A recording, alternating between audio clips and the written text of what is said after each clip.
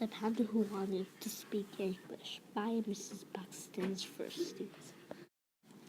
Mrs. Buxton's Firsties decided they wanted to go on a field trip to the jungle to study animals.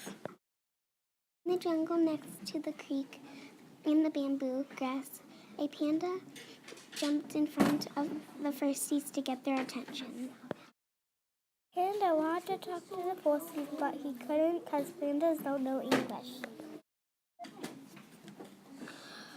The Firsties figured out that the panda wanted to talk to them and told Mrs. Buxton about the panda's problem. Figured out that they should bring the panda back to school to learn about pandas and read to him so he can learn English. The Firsties broke off pieces of bamboo grass and made a trail to the field trip bus.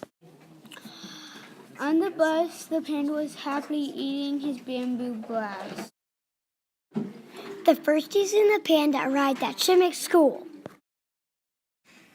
The Firsties and the panda went to the library. They asked Mrs. Johnson, the librarian, where the panda books were at. Mrs. Johnson led us to the panda books. We picked 3 of the panda books to read. The kids checked the books out and tried to teach the panda English, but it didn't work. The Firsties decided to email a scientist named Steve. The email said, Scientist Steve, what can we do to help our panda learn English? From Mrs. Buxton's Firsties.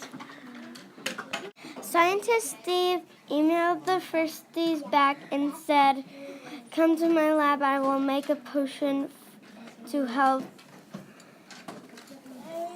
the panda speak English." So the Firsties and the panda got on the field trip bus and went to the science laboratory.